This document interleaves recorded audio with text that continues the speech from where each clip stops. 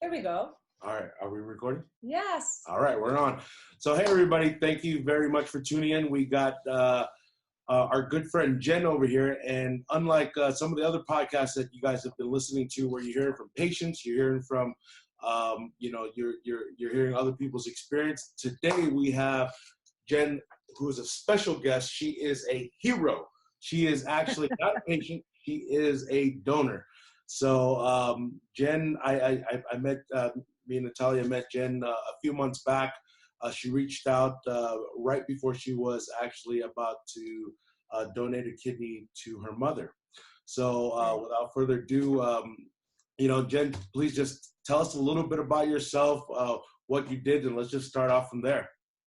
Sure. Thank you so much, guys, for having me on the show. So as you mentioned, yes, I am a kidney donor. We are about 7.5 months now post-donation. And just a little bit about myself. I am a martial arts instructor. I am a personal trainer. Previous life, I spent 20 years in corporate America working behind a desk and doing the 9-to-5 business. In any event, the kidney donation, in which I'd like to talk about today with you guys, with your questions and so forth, I'm honored, honestly, to speak to you both about it. And you call me a hero. People call us the heroes and all that.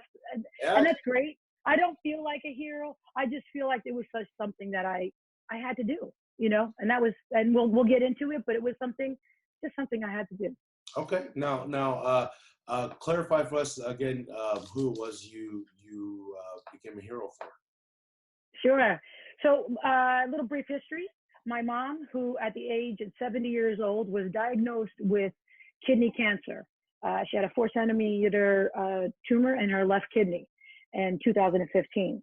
So right away, we had that removed, as that was the only option at the time. And at that point, yeah, sure, she could live with one kidney, and that was fine. Fortunately, she didn't need any chemo or any radiation of that. So perfect. She removed the kidney, or the doctors removed the kidney, and she went on living her life. The unfortunate part is, and what we didn't know, and I didn't know, and most people don't know, is that sometimes kidney disease can just happen to you, or it could happen to a healthy person eventually later in life, or a person that had issues. So apparently, the one kidney that had the kidney cancer was the good kidney out of the two. Oh, yeah. So leaving her with the one kidney, she was doing okay. I wouldn't say great, but doing okay for about 2.5 years. And then approximately January of 2018 is when we found out that only kidney that she had, she was surviving on, it went right into renal failure. For those of your listeners that live by their numbers, she was at a creatinine of 11.6. So, that's a pretty high number. At the time, I didn't know what that meant. Did the research and everything. I was like, whoa, we're in trouble here. So she obviously had to go right on dialysis to help obviously bring that down and, well, basically make her live. And Wilson, you can attest to that on how that works. Now, based upon that, you said that it failed. Was there did they give you, did you have enough, or did your mother have fair warning, or did it just one day she went in and they're like, look, this is where you're at, you're stage 5 end stage, this is what's going to happen? Or was it, this is going to happen in 6 months, or this is going to happen in a year? Absolutely not. It was devastating. So she didn't know anything about kidney disease because we thought we were kind of in the clear. There was no follow-up except cancer follow-up for her kidney. And that basically meant, did cancer spread in her body? It was nothing to do with her kidney. So we didn't think kidney disease, kidney issues, anything like that. When she found out she was ill, and I knew something was wrong. I know my mom very, very well, we're like best friends. And so when I was on the phone with her, because she lives in Florida, I was just like, something's off. Her speech was slurred, and she was kind of like talking googly, like it was just, she wasn't right. Something was off. And I told my stepfather, I think you need to get her to the emergency room. Something's off. What's the worst that could happen? They're going to say, you're fine, at least take blood pressure and blood work and that. So when she got there, yeah, they did all that. And it was about 24 hours. It took me 6 hours to get there by plane because I just didn't feel comfortable leaving her there without me being there. And by, whatever it was, 24 hours prime landing and so forth, doctors came in and they were like, yeah, we're going to set you up and get you on dialysis. And it was boom, right then Wow. and there. So like crashed right into dialysis. And that's it. No, go ahead. Yeah, no, but my point was that, so we were there like whatever day it was, a Tuesday. By Thursday, she was on dialysis. Whoa. Yeah. Whoa. Yeah, Thursday, Friday. Yeah. Yeah. Yeah, no time to even think and absorb it, So I can only imagine when somebody's going through the stages, to absorb that and to really take every stage and say, okay, this is where I'm at, et cetera, et cetera. But then, in her case where it was just like, okay, let's go, and then they had to put in the tube, for her, for the, to, the catheter, I'm sorry. Yeah, the catheter to help do that. So you're out in New York. Where does your mother live? Florida, Naples, Florida. Okay, so you actually flew down there, and yeah. You had to put your life essentially on hold to go down and just in a heartbeat. Yes. Yeah. Yes. And fortunately, in the field that I'm in, not that it's easy. I wouldn't say easy. But when it comes to, people understanding family, it's not like I said, hey, guys, I'm taking a trip to the Bahamas. I'll tell you when I land and, when I get back to town.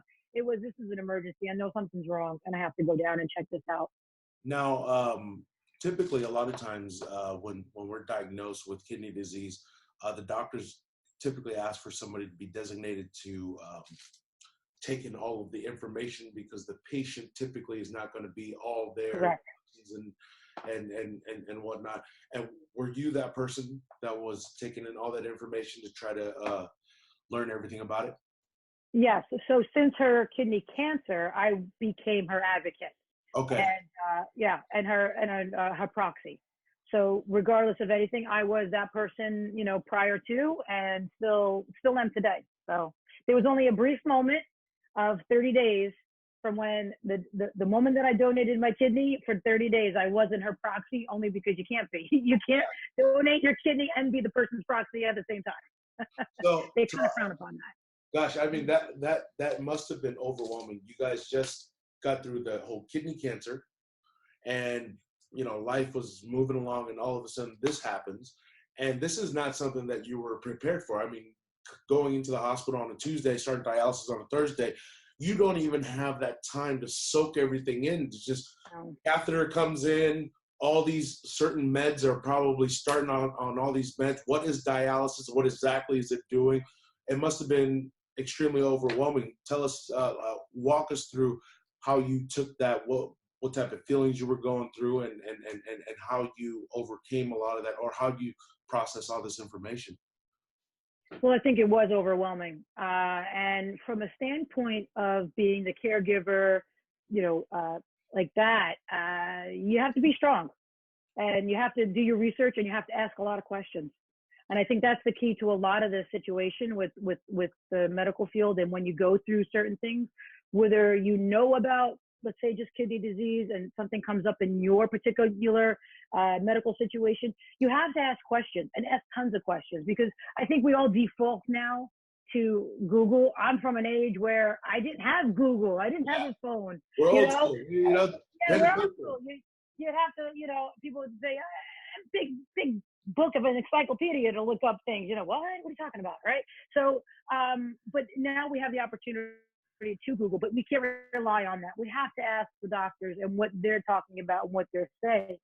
So I think in that particular situation, it was very scary to get all this information all at once and, have to really navigate through it and figure out step by step what was going to happen, because it was so fast.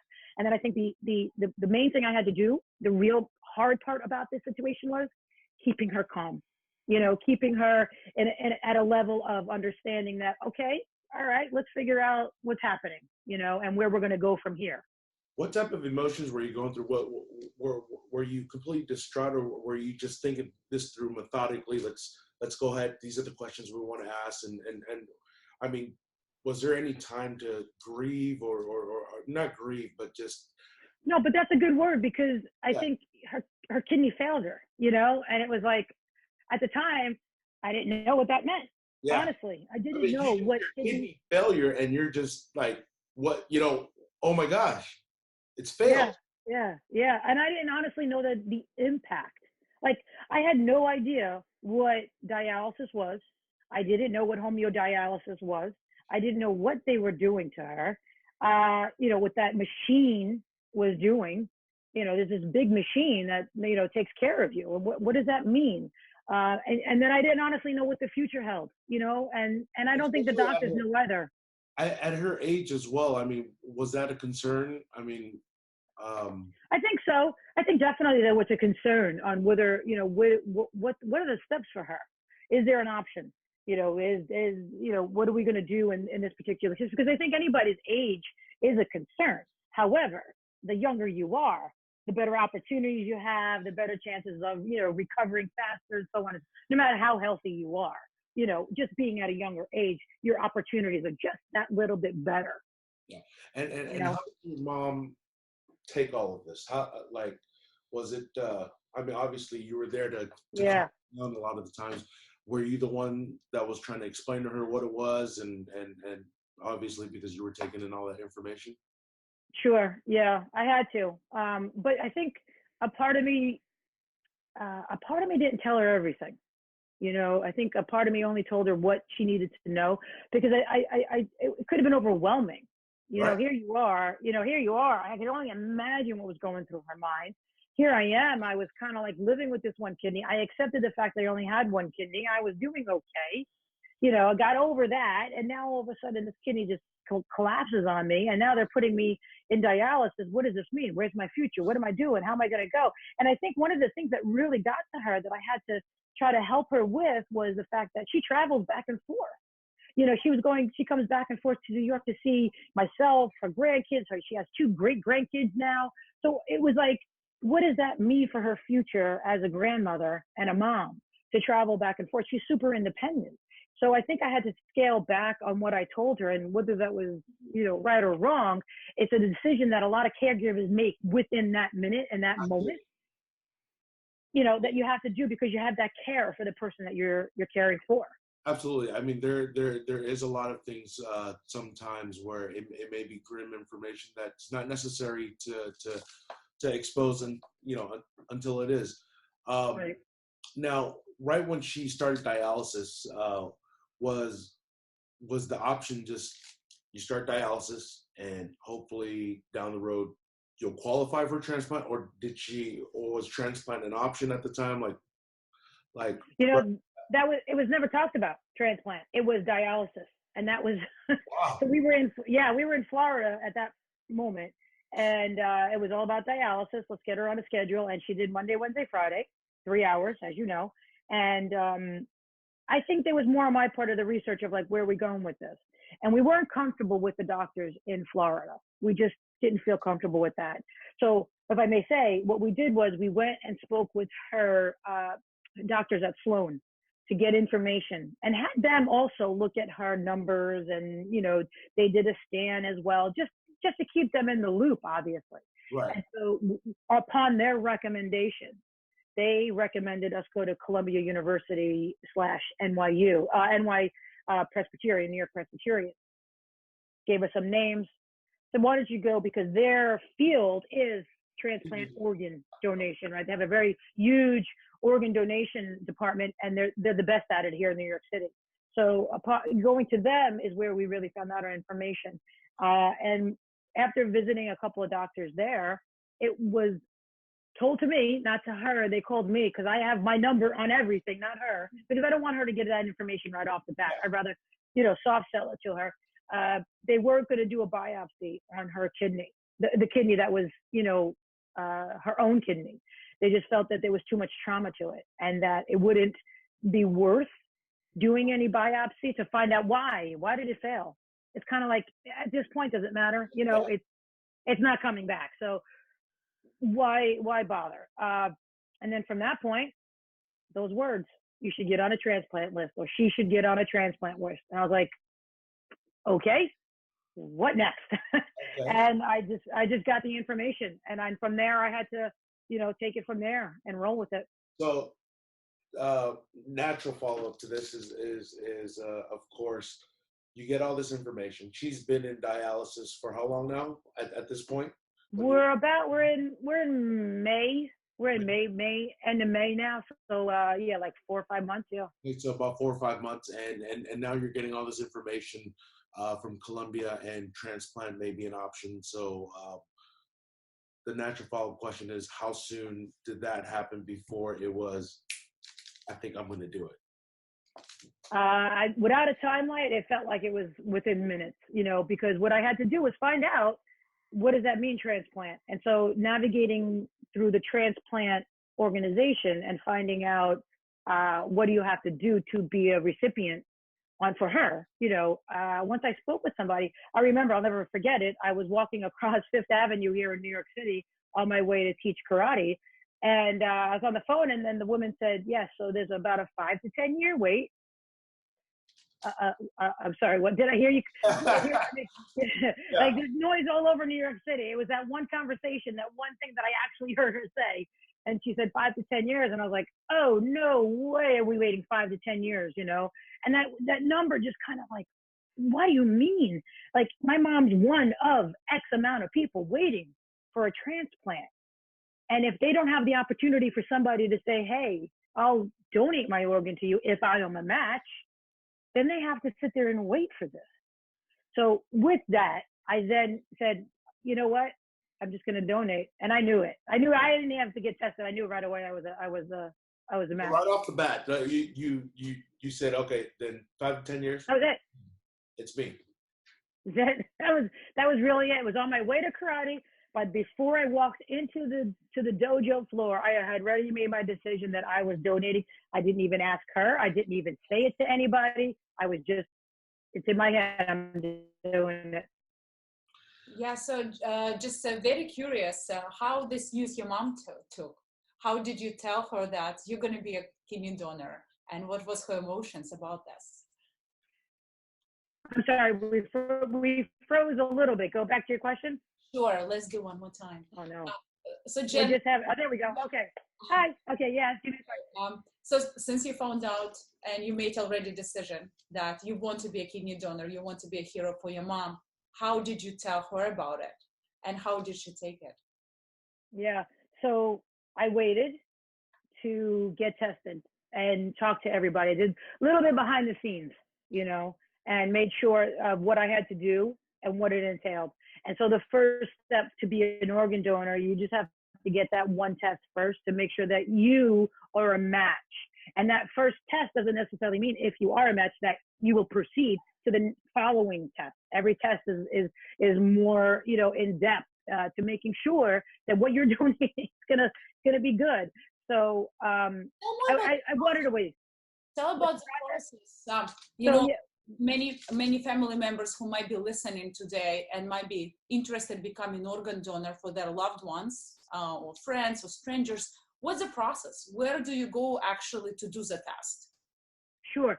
So the first process, conveniently here in New York City, working with Colombia, they allow you to do local blood testing, meaning going like to a local blood bank, Quest or something like that, instead of going to Colombia for these particular tests. There are tests that you have to go there for, because obviously they want to get the results quicker. But for the first blood test, I went to a local, Quest, had the blood test taken, and they took my mom's results, my results, and I got the phone call. And I recorded the phone call and made sure that she told me what I wanted to hear. And the questions were, so you are a match. Now, again, that doesn't mean that you're going to be a match every time we go through. There could be a hiccup here at some point. But knowing that, and her question to me was, do you still want to be a donor? Do you still want to donate to your mom and proceed? Absolutely. Let's go. What's next? It was like, can we do it tomorrow? So from that process, then there was a lot more on my part. My mom really just had to get, I think a CT scan and a chest x-ray, because they already had everything done from her. But so on my part, really unaware at this time you're doing all. Yeah, about maybe about this point, I might have told her. Roughly about this time, I might have said, okay, so obviously she knew about the 5 to 10 year wait, and she did a little bit of research, because there is differences, and there are opportunities to receive a deceased donor kidney as opposed to a living donor, right? So let's not. I don't want to dismiss the fact that organ donation can happen once a person is deceased. You have that opportunity as well. Yeah. So I don't want to dismiss that, and I also want to bring that up at a point that sometimes people, when I talk about organ donation, oh no, I don't want to do that. I keep, whatever. Okay, if you're hesitant about living donor, maybe you want to consider, as you pass away, organ donation at that point. So in any regard, I had mentioned to her that, I'm going to move forward. And her words were, are you sure? What do you mean, am I sure? Of course I'm sure. I'm going to we're definitely going to do this. It's going to work out. We're going to do this straight on. Wow. I always feel that there's a little bit of, as a person that's in need, and having family stepped up, and they weren't qualified for one reason or another, but in the back of my mind, it's you care for the loved one, and it's it's sometimes a little bit difficult to accept that that a loved one will do it. So I mean, that's great that you guys had. Well, I think also, but I think to my mom, and she would tell you, I think a part of her was probably saying no. Don't do this because you're giving up your kidney. There's risk, which are very minimal for me to, for something to happen. Very minimal on my end to donate a kidney. So, but I don't think, as a mom, you're thinking, no, don't do this. This is, healthy and etc. So, I think she was hesitant, but at the same time, overjoyed, and overwhelmed. Of course. I mean, everything going on at once. Did you have a lot of, so right after you decided to do this, you're going through all the tests, was there just a ton of questions that were going through your mind? What's going to happen to me? How's my life going to be? All that stuff. Did you have a chance to talk to somebody about that? Was there any concerns that you have? Sure, absolutely. No, absolutely. So at Columbia and many other facilities that do kidney transplant, they provide you with your own team. You have a team and the recipient has a team, and they never meet. They talk, the teams talk, but the recipient's team, you have your team of people that you can go to and ask questions about anything and everything, via email, phone call. You want a meeting? Schedule a meeting. And so they provide you these opportunities to ask the questions that you need regarding, talking to a nephrologist about, well, okay, now how are you going to take my kidney out? And then how do I live with one kid? What are you doing here? You know what I'm saying? Like, how's that going to be left? So you ask the nephrologist that question. You can ask the psychiatrist. You speak to a psychiatrist, make sure that you are stable enough to understand what's happening here and what will happen in your near future, which is you're going to live a healthy life. As long as you live a healthy life, your one kidney and you will be fine. So you are given those opportunities to ask questions. And did I have questions? Sure. But I did my own research and asked the questions that I had. And whatever, if there was something that I was unsure of, I would just make sure that I cleared it up before moving forward, Was there anything was there anything to cause concern where you weren't satisfied with the answer of how life was going to be or anything like that, where you were just like, I don't think so. I think the one thing that doctors cannot do, and I just experienced this because I recently had spinal fusion surgery. Oh. So I think, on my back. So I had spinal fusion, just 8 weeks ago. The one thing I don't think doctors can do, and if there's a doctor listening, maybe they can, chime in at one point, text us. They cannot assume how you're going to feel afterwards. And I mean by how is your healing process going to be? So they can provide you with medication to make it easier for you, but they don't know if you're going to be a lot in more pain than the next person or the person previous to you. So I think that might be an uncertainty that doctors are unable to answer, and they could give you, and not to diminish a doctor's answer, but they'll give you that generic of, you'll be in pain. You'll be have this discomfort, in the abdominal area. So I think that might have been the only one that I couldn't get an answer on, a direct answer. You know, as much as rigorous as their tests are, I think Yeah. that they're extremely careful. And if you are onto the operating table, that means they've done an extensive amount of tests in order to make sure that you're the best candidate to be able to do Correct. that. So Correct.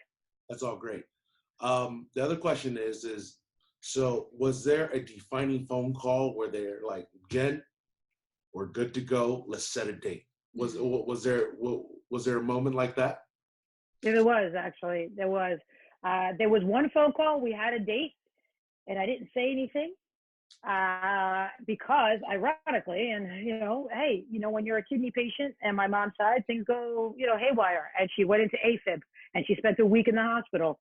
And I was like, okay. So I had to call the team at Columbia. Here's the situation.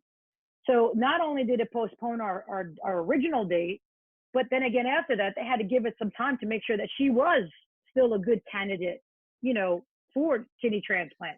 Should this happen while she's on the table? Should this happen, post-transplant? Like, they got to make sure. So that happened the first time. And then, once she was cleared, it was, I was haunting them. I was on top of them. Like, we got to get this done. And I got that email. It was an email. Was it a phone call? I don't remember it this time, but I remember, your date is, and that was it, August 14th. We're set to go.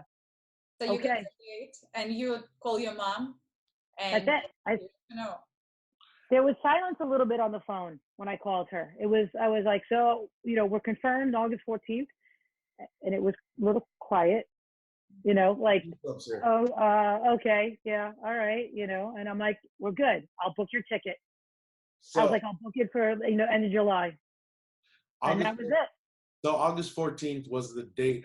And when did you get that email or phone call? Was that like a couple weeks before, a month before? Yeah, maybe 4 weeks prior. Yeah. 4 weeks prior. So, wow, life was just like within 4 weeks. Flying by. Yeah, it was zooming. So now, now I moved her into my apartment, and I had to get her a bed. I had to get her, some dressers, rearrange the furniture. Did she move up like right away within that? Yeah, kind of. Yeah, no time. We're not wasting any time. You're not wasting any time. No. Get her right up here. Get her settled in, and I don't believe we had any additional pre-op. Like, we didn't have to go the day before or anything. Yeah. It was show up 6 a.m. August 14th, and that was it. Preparation, like, the big part, I think, there is your personal health, and there is also lifestyle, because many organ donors have to take time of work and have to pre-plan certain time post-surgery. So how was your preparation for that? So I just maintained my healthy lifestyle, making sure I stayed healthy. I didn't get cold, things like that. I slowed down at work, because I didn't want to run myself down. And I needed to absorb what was going on, prepare myself mentally that what was about to happen. Post-surgery, again, I gave myself 2 weeks based on doctor's recommendations. I'll be fine in 2 weeks, but even though I'm a superhero, I needed that third week. And I think it was just, because you're on a high, you're like, wow, this is insane. It's the most amazing feeling. I cannot describe it. It's the most amazing feeling to go through this. But then, I needed that third week just to kind of chill in bed. Yeah, well, what? You deserve it. Well deserved. So let's talk about the day of surgery. I mean, sure. Like, describe the feeling. I mean, were you even able to sleep the night before? Both of you. It was tough. It was tough. Yeah. So we had dinner the night before. Obviously, you can't eat midnight, until the morning. So we had our whatever it was. Okay. We're gonna start one more time. We just had a little internet glitch. I think. I think we can hear you now. It somehow was slowing down. Okay. So take it from where? Let's let you had dinner that night. Okay, so the night before we had like a chicken and pasta dish, whatever it was. Wasn't looking to count calories or worry about what I was eating that Enjoy night. it. You know, just enjoy it, and we just kind of relaxed. And you know, did I sleep? I had to at some point. I don't know. And we got up. I walked the dogs at 4 a.m. and then we headed up. You know, which was weird, you know, because you're in the car. Anytime you're going for outpatient or any kind of inpatient surgery, if you're not in the hospital and you're going for surgery, you already feel weird, right? Because you're going, you're like, all right, I'm going in for surgery, you know, you're walking in and then like, you know, 3 hours later, you're laying in a bed and you're in pain. So that does, you know, play with your mind. But here it was, I'm physically donating an organ, right? And it's going to come out of my body and go into her body. Any butterflies or anything like that? No butterflies. It's just kind of surreal, you know. And they're super nice at the hospital, but again, you're divided in teams, and they take you to your side of the post pre-op, and then she's on the other side. But you get to see each other before you leave. As the donor, you go in first because you have to have your kidney removed first. And then she'll go in, or your recipient goes in, maybe give or take 45 minutes after you have gone in. And then you come out first, obviously. Mm-hmm. And then you're in recovery and you both wait. And, you know, you wake up and you just wake up and you're like, that's it. You're like, yeah, that was it. Oh, okay. Weird, you know, very weird.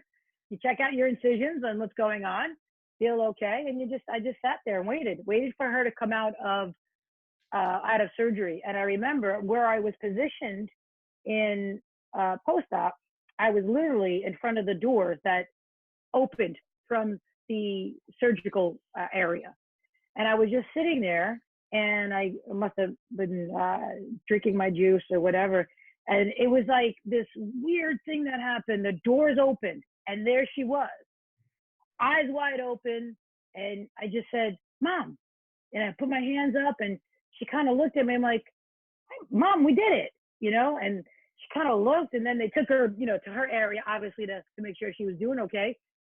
And then I just came, I was like, okay, so she's good. You know, she came out, she's good, we're good. What's next, you know? And then you just wait to get brought up to your room. How long were you in the hospital after surgery? Sure. So I was given a 1 day and option for a second day. And I stayed the second day. And the reason why I stayed the second day is because my mom, no complications with the kidney, but it was a blood pressure and water retention type of issue happening right there. And I was like, well, I just want to stay 1 more day. Yeah. Give me the option. You know, I want to be close to her. And so they did. No problem. So I was just in for 2 days, but you're really there 24 hours. Yeah. You're home. And I was home. And I'm home. How did you feel after everything kind of wore out, after the anesthesia wore off? I mean, were you in pain? Describe that? Of course I had pain, but I will tell you this, you know, and this is like my physical, my personal trainer person, or just me being a healthy person. If you prepare yourself going into such a major surgery, let's not, you know, take that, you know, lightly. This is a major surgery that you're going into.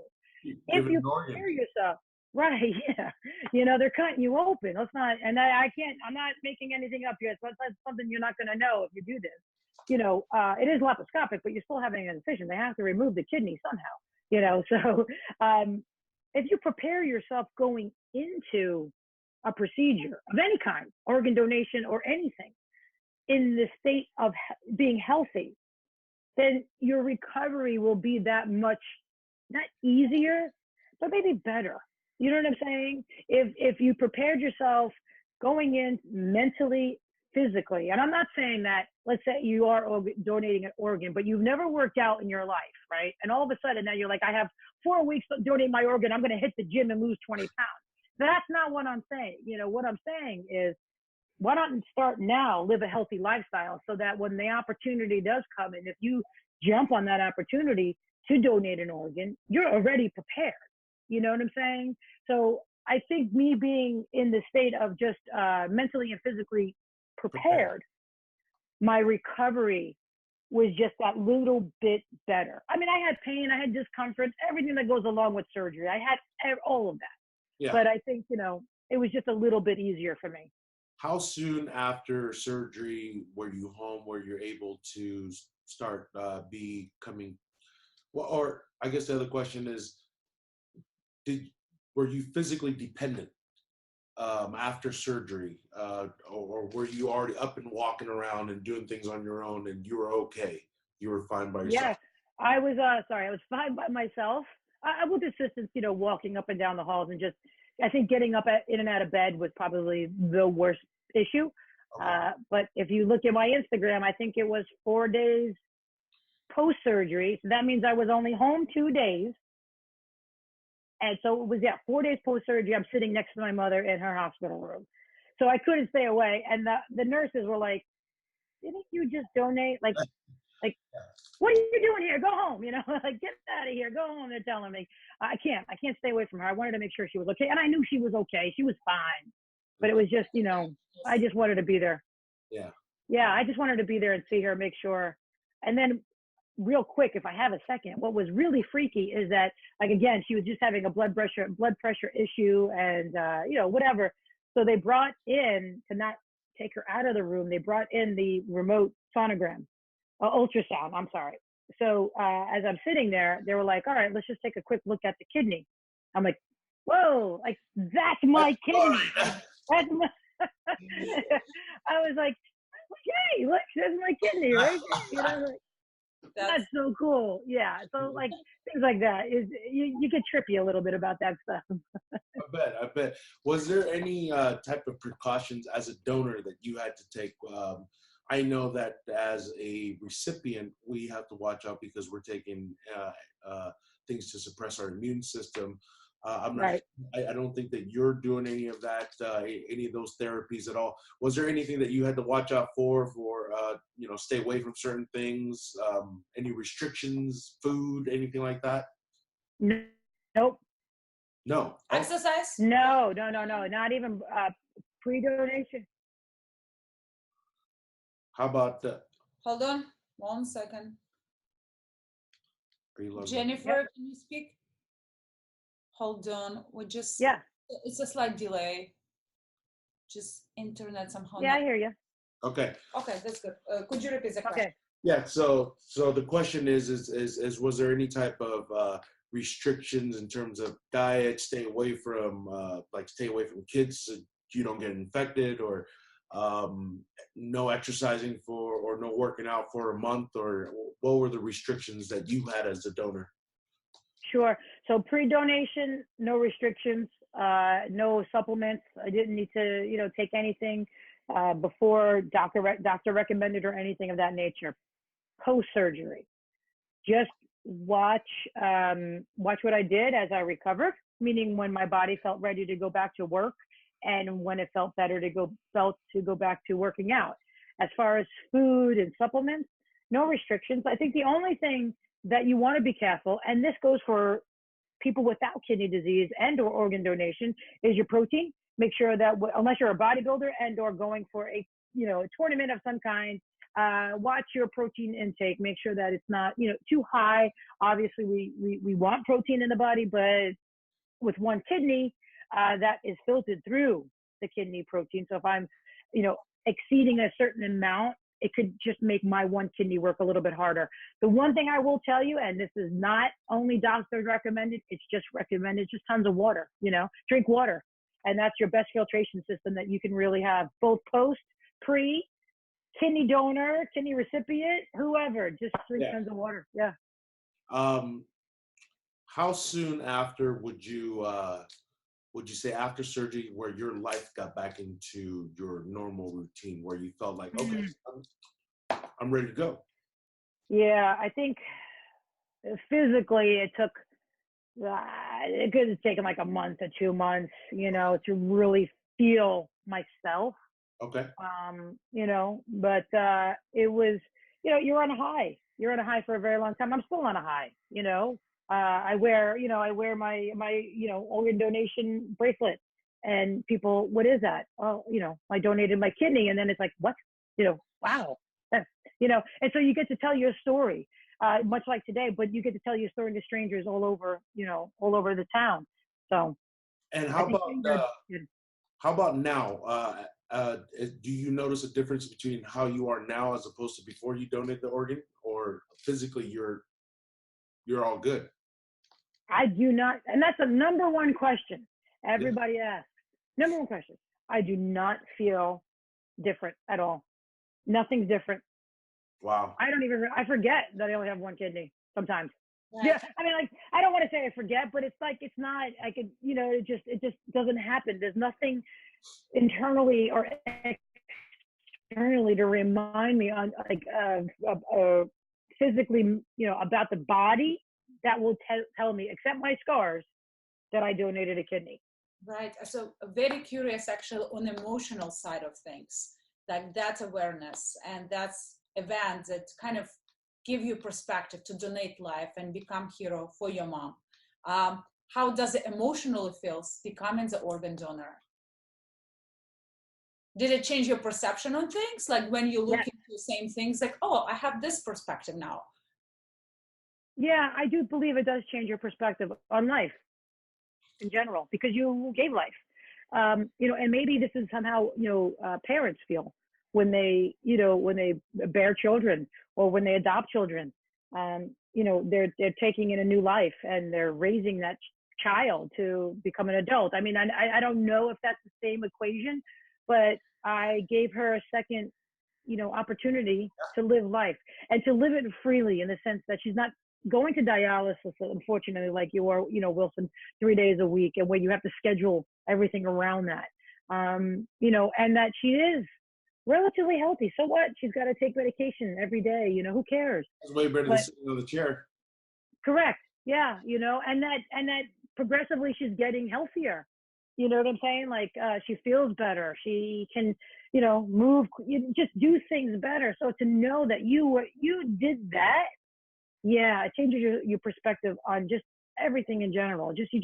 You feel, and I think even though I say I feel that, I think the person who is donating already felt it before, and that's why we donated, right? I didn't donate because, I was going to get $1 million from it. You can't do that. You know what I'm saying? I donated it because I felt like that was what I wanted to do. No, I feel that organ donation is one of the most, it amazes me every time there's a living donor, because it's something that you're doing, something that's huge that the donor's doing, and you're getting absolutely nothing tangible in return. I mean, you're getting emotions and you're doing all of that. So to talk about, one of the most, I mean, it's one of the most selfless acts that you can do. And this really proves that, people should still have faith in humanity. That yeah, I agree. Acts like this. So I agree. How soon after surgery did your mom get to go home? Probably 7 days. She was in there for 7 days just to make sure.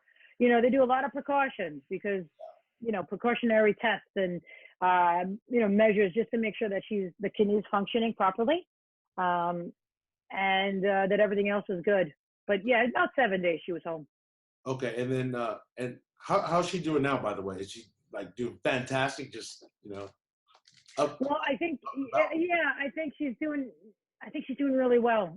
Because she has the freedom. Number one, I believe it changed her perspective, and I would imagine it changes a lot of recipients' perspective in the sense that I was given this opportunity. Somebody gave me their life, right? And like you said, selfless act. And I had this opportunity. I can basically use it or lose it. That's really where it goes. And they have a choice. And I think those who really appreciate what was done for them take it and use it. And they use it to their fullest, and they live their life to the fullest. So she's doing great. I think, for the rest of her life, there'll be little bit of bumps in the sense of that, like, for example, today we had to go get a biopsy. Yeah. And because her levels are just sometimes a little wacky, creatinine is whatever it is. And that's going to be her life. but it sure beats not knowing if you're going to live because you have kidney failure or you have kidney disease or whatever it is. You know you're going to be okay. You have this kidney, and doctors are on top of it, and that's why they're doing these precautionary measures. Let's take your blood every 2 weeks, whatever it is. That reassures her that she's going to be okay, and she's happy. Okay, that's awesome.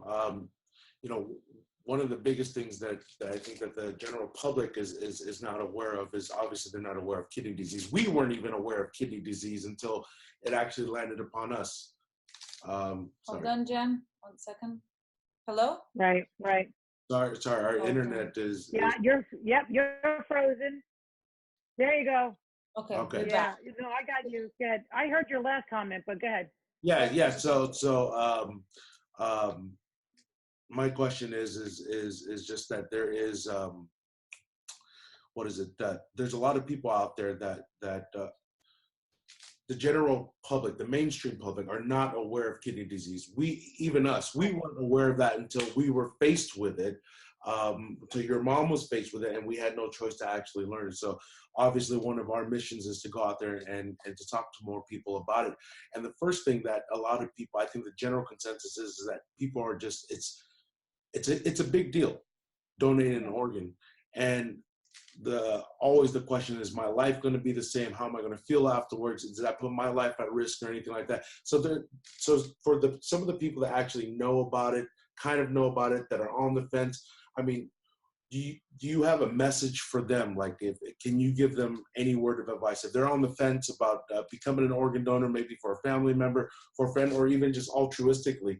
Do you have some type of message for them about the process and how you feel and all that stuff?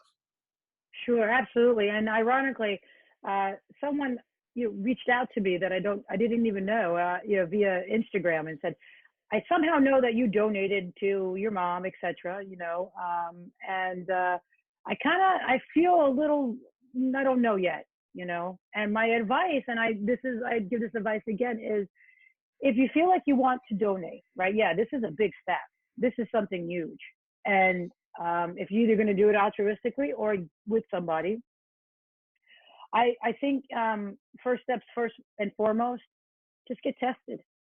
Because getting tested, if you're going to do it, right? Yeah, okay. So get tested doesn't necessarily mean A, you can donate, and B, you will donate, right? So to know that, if you want to go that far. Is it scary? Of course it's scary.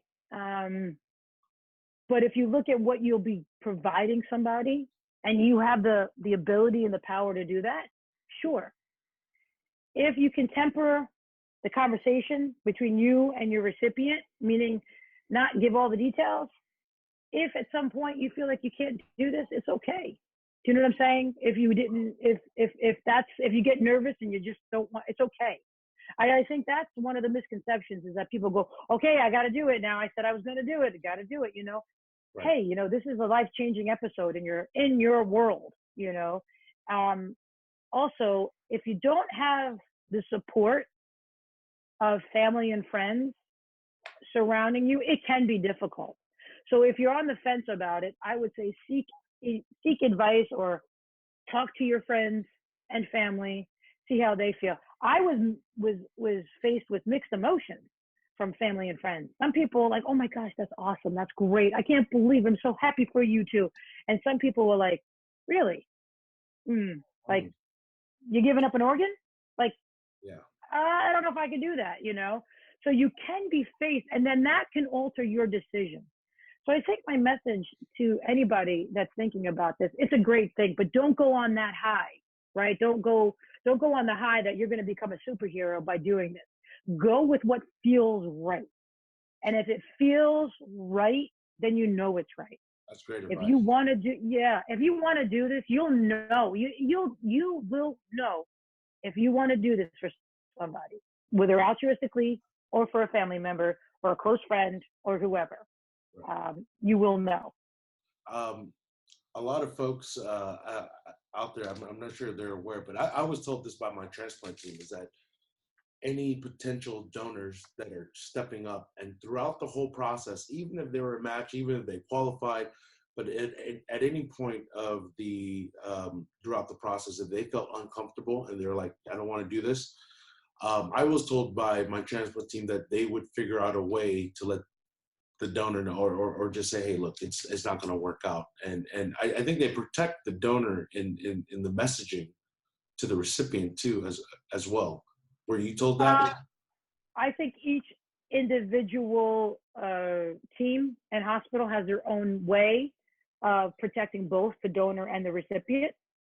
And so I think it depends on, you know, how the situation is. You know, some could be a medical situation. Some can be just, you know, they want to put a freeze on it. I don't, you know, but I think each medical, you know, facility has their own way of doing it. Right. I had another question, Jennifer, specifically Sure. on protection of the organ donors.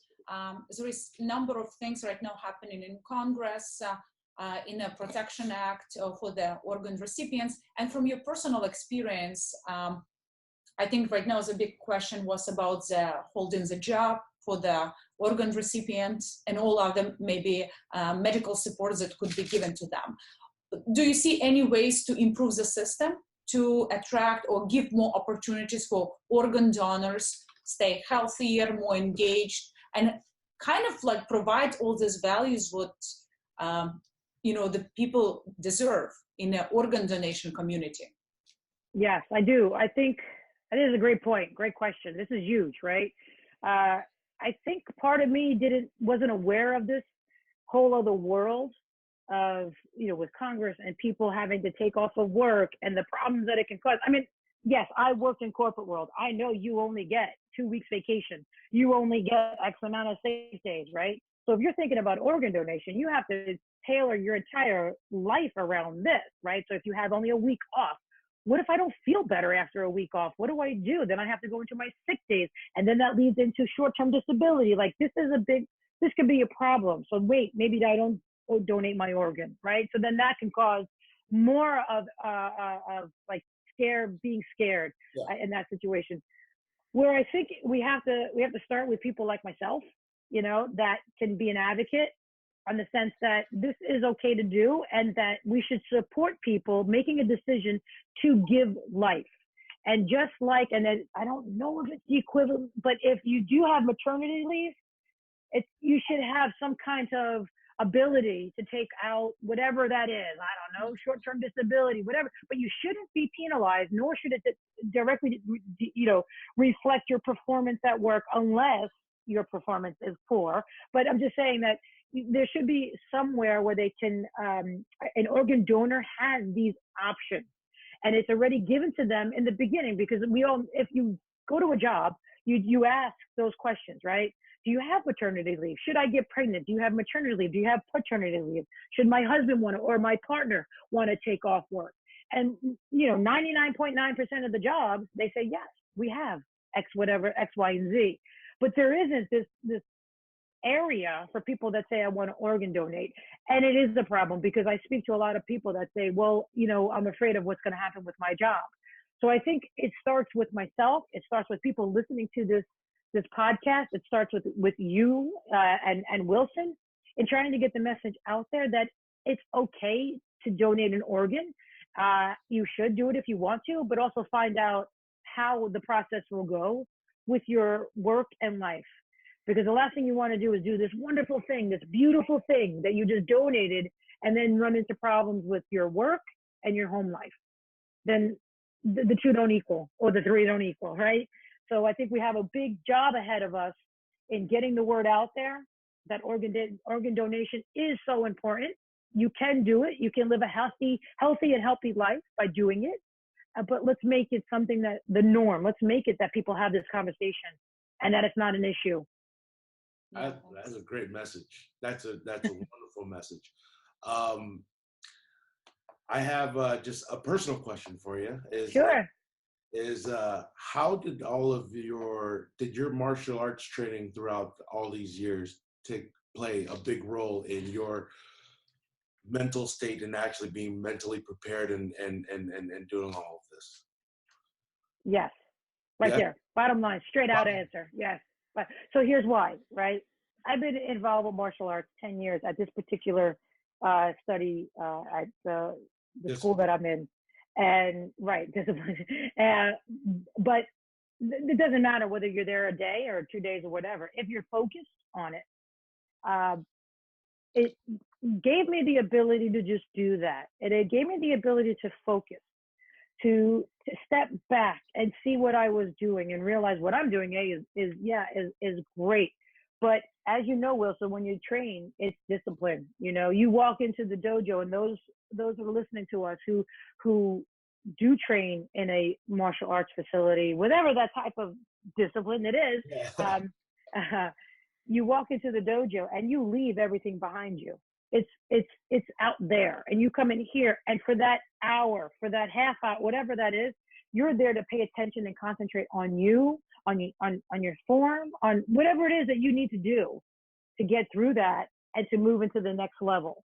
But I think definitely, I don't even think, I know for sure, and I even mentioned it to my instructors that having, and the school that I go to is World Sale Karate, having that study behind me, knowing the history of that and my meditation classes, and being able to control my breathing and to be able to stand there after you just worked out for 15 minutes straight, going crazy, and then you're dripping sweat and your gi's all messed up and you have to stand at attention until they tell you to relax. That discipline, that control, yeah, that definitely helps you, without a doubt. And I would imagine it helps you get through your daily days of dialysis, of being able to sit in that chair and concentrate and pull that focus away from the negative of what dialysis can do to the head, to your brain rather, and think about, how focused you are on other things, positively though. Yeah, I tell people all the time is that when you're in that deep meditative state and your heart rate's up and whatever you're doing at that moment, you forget that you're sick. You don't know that you're sick. Yeah. You're like everybody else at that moment, and you're huffing, you're puffing, and your mind is just in a different place. And if other patients can actually feel that, I feel that they're doing a lot of this more. And that's obviously one of the things that we're promoting. But I mean, gosh, it's wonderful, a breath of fresh air to get a different perspective on this. A lot of times what we deal with when talking to other patients is a lot of times it's rough and it's tough. Sure. And we get a story like yours, and from your perspective as a donor, it serves as quite a few functions. I mean, number one, it answers a lot of questions for people that are on the fence. It promotes organ donation, and it really, we actually get to hear from one of our heroes, so that's great. Thank you. Other than that, I mean, Jen, thank you so much for coming on. I mean, we're looking at somebody who went from the corporate executive world. So, you left that. Obviously, it looked like you were looking for some life fulfillment. And not only did you become a martial artist and started fulfilling yourself internally, but now you are a hero, and you're probably achieving all the things that you were finding, all the things that you were looking for after you left that corporate job. Yeah, I would say so. Yeah, I think, and also kidney donation helps you with that, or organ donation helps you with that, because it's a little bit of soul searching that you find yourself doing, right? Yeah. So yeah, it does that and more. And I'm happy to talk to everyone about this, and people that I meet randomly on the street, on Facebook or wherever, and let them know that this is good. This is all good. We will put your Instagram, social media, and your Facebook, your professional pages in the description, so that anybody, if the listeners, if they have questions about organ donation and they want to get your experience, would they be able to reach out to you via social media? 100%. And then Natalie, so with the green screen, can I send you a logo to put behind me? Is that possible? Because that's what I was trying to do. But I created it just says living donor. and my date of donation. I'll show you. If you don't feel it's appropriate, you don't have to use it. I just, No, we're happy to. Hold on, let me just stop this. The recording.